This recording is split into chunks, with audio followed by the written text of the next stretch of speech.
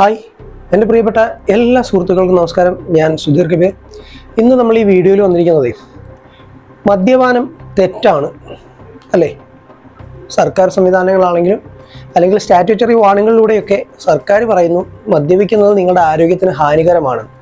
എന്നാൽ ഇവിടെ എക്സ്പെഡിഷൻ എന്ന് പറയുന്ന ഒരു പ്രോഗ്രാം ഇപ്പോഴും അവർ ഒരു പേരിൽ വന്നു, മുഹസാൻ മിറാക്കിൾ എന്ന പേരിൽ വന്ന് അവർ പരിപാടി നടത്തിക്കൊണ്ടിരുന്നപ്പോൾ എൻ്റെ ചാനലിൽ വീഡിയോസ് വന്നതിൻ്റെ തൊട്ട് പിന്നാലെ ചാനലുകൾ ഡിലീറ്റ് ചെയ്യുകയും ആ വീഡിയോസ് മുഴുവനും യൂട്യൂബിൽ നിന്ന് വൈപ്പ് ഔട്ട് ചെയ്യുകയും ചെയ്തിട്ട് ഇപ്പോഴവർ ഗുഡ്നെസ് ഫ്രം ഇൻഡസ് എന്ന പേരിൽ ഇപ്പോഴും എക്സ്പെഡിഷൻ എന്ന് പറഞ്ഞുകൊണ്ട് ഒരു പ്രോഗ്രാമിനെ പ്രൊമോട്ട് ചെയ്തുകൊണ്ട് അവർ യൂട്യൂബിൽ എല്ലാ ദിവസവും രാവിലെ 6 മണിക്ക് വീഡിയോ വരികയാണ്.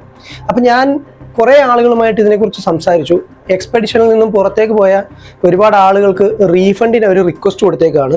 അപ്പോൾ ചില ആളുകൾക്കൊക്കെ റീഫണ്ട് കിട്ടിയതായിട്ടും ആ ഒരു വിവരം അവർ സന്തോഷപൂർവ്വം തന്നെ അറിയിച്ചിട്ടുണ്ട്, റീഫണ്ട് കിട്ടി എന്ന് പറയുന്നത്. അപ്പം സത്യമായതുകൊണ്ട് അവർ റീഫണ്ട് കൊടുക്കുന്നുണ്ട്, വളരെ സന്തോഷം റീഫണ്ട് കൊടുക്കുന്നതിൽ. പക്ഷേ ഈ എക്സ്പെഡിഷൻ എന്താണെന്ന് ഈ സമൂഹത്തിനോട് വിളിച്ചു പറയണം എന്ന് എനിക്ക് തോന്നുന്നു. കാരണം എന്താണെന്ന് വെച്ച് കഴിഞ്ഞാൽ എനിക്ക് നിരവധി തെളിവുകൾ കിട്ടിയിട്ടും നിരവധി വീഡിയോ ഫൂട്ടേജുകൾ പല ആളുകളും എനിക്ക് അയച്ചു തന്നിട്ടും ഞാനതൊന്നും ഈ ചാനലിലൂടെ ഇതുവരെയും പബ്ലിഷ് ചെയ്തിട്ടില്ല. കാരണം ഇതിൽ പങ്കെടുക്കുന്ന ആ വ്യക്തികൾ അവർ വിക്ടിംസ് ആണ്, ഇരകളാണ്.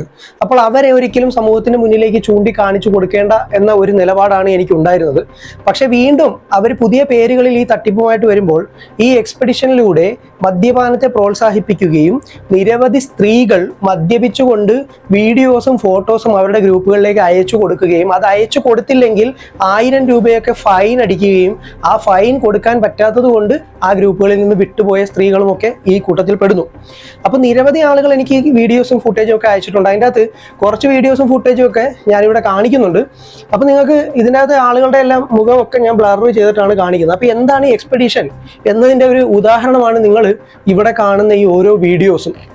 ഇവിടെ നിങ്ങൾക്കിപ്പോൾ കാണാൻ പറ്റുന്ന ഈ ഓരോ വീഡിയോസും എന്തായിരുന്നു എക്സ്പെഡിഷൻ.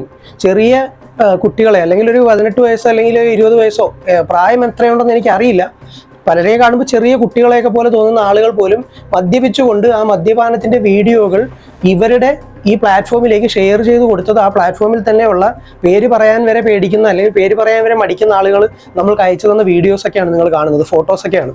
അപ്പോൾ ഇവിടെ ഈ ഇരകളുടെ എല്ലാം ഇവരെല്ലാവരും സൈക്കോളജിക്കൽ ട്രാപ്പുകളിൽ പെട്ടുപോയ ആളുകളാണ്.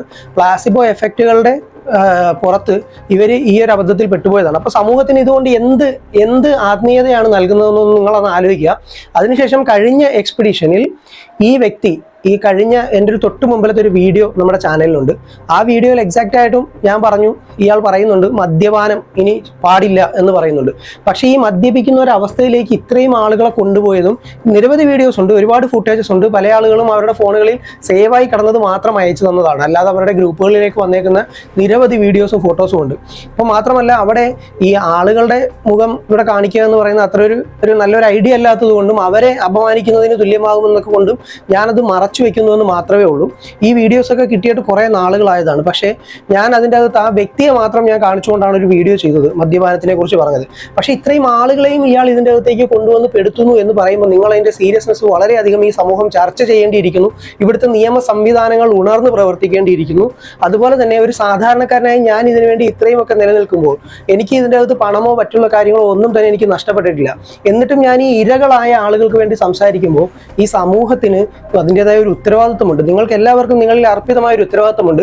ഇത്തരം തട്ടിപ്പുകൾക്ക് നമ്മൾ ഒരിക്കലും നമ്മളുടെ ചുറ്റും നിൽക്കുന്ന മനുഷ്യരെ വിട്ടുകൊടുക്കരുത്. അവർക്ക് കിട്ടുന്ന ഒരു ഡോപ്പമിൻ കിക്കിന് വേണ്ടി നിങ്ങൾ ഇത്തരം കാര്യങ്ങളിലേക്ക് ഈ മനുഷ്യരെ വിട്ടുകൊടുക്കുവാൻ പാടില്ല. നിങ്ങൾ സുഹൃത്തുക്കളൊക്കെ ഇതിൻ്റെ അകത്ത് പെട്ടിട്ടുണ്ടാകും. അവരോട് ഇത് എത്ര പറഞ്ഞാലും അവർക്ക് മനസ്സിലാവില്ല. അതിൻ്റെ റീസൺ മയക്കുമരുന്നുകളും മദ്യപാനവും അതുപോലെ തന്നെ മറ്റുള്ള എന്തെങ്കിലും ലഹരി വസ്തുക്കളും ഒക്കെ ഉപയോഗിക്കുന്നവർക്ക് അതിൽ നിന്ന് കിട്ടുന്ന ഒരു ആനന്ദത്തെക്കാൾ വളരെ വലിയ ആനന്ദമാണ് ഇത്തരം ഗ്രൂപ്പുകളിലൂടെ ഒരു കൂട്ടായ മാസ് ഹിപ്നോസിസിലൂടെയൊക്കെ ഈ മനുഷ്യരുടെ തലച്ചോറിൽ ഉണ്ടാവുന്നത്.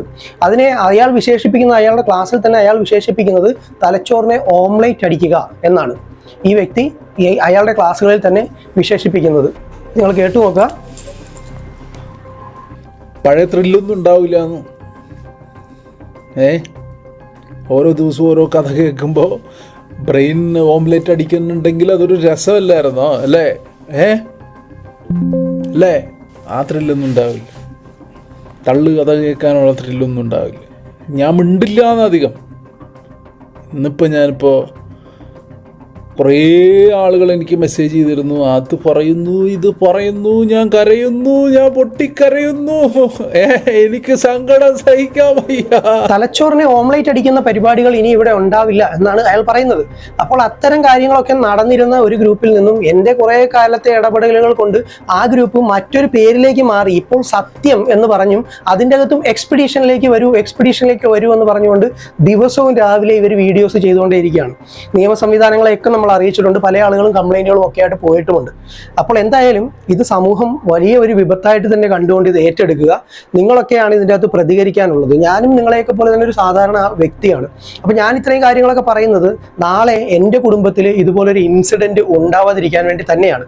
കാരണം ഇന്ന് അവൻ്റെ കുടുംബത്തിലല്ലേ എനിക്ക് എന്താ എന്ന് ചിന്തിക്കുന്ന പ്രിയപ്പെട്ട മനുഷ്യരെ, നിങ്ങളുടെ കുടുംബത്തിൽ നിന്നും നാളെ ഒരാൾ ഇതിൻ്റെ അകത്ത് പാർട്ടിസിപ്പേറ്റ് ആവും. അങ്ങനെ ആയാൽ ആ വ്യക്തിയെ കൊണ്ട് ഉണ്ടാകാവുന്ന എല്ലാവിധ തലവേദനകളും നിങ്ങളുടെ കുടുംബവും അനുഭവിക്കേണ്ടി വരും. ഇപ്പോൾ എൻ്റെ കുടുംബത്തിൽ ഇതൊന്നും സംഭവിച്ചിട്ടില്ല, അതുകൊണ്ട് ഞാൻ വളരെ സേഫാണ് എന്ന് ചിന്തിച്ച് എനിക്കും മാറിയിരിക്കാം. നിങ്ങളെയൊക്കെ പോലെ തന്നെ ഇതൊന്നും എൻ്റെ റെസ്പോൺസിബിലിറ്റി അല്ല എന്ന് പറഞ്ഞ് കൈകെട്ടി മാറി നിൽക്കാം. പക്ഷെ ഞാനിവിടെ ഈ നടത്തുന്ന പ്രവർത്തനം നിങ്ങളുടെയൊക്കെ കണ്ണ് തുറപ്പിക്കാൻ വേണ്ടിയാണ്, ഇത്തരം തട്ടിപ്പുകളെ തുറന്നു കാണിക്കാൻ വേണ്ടിയാണ്.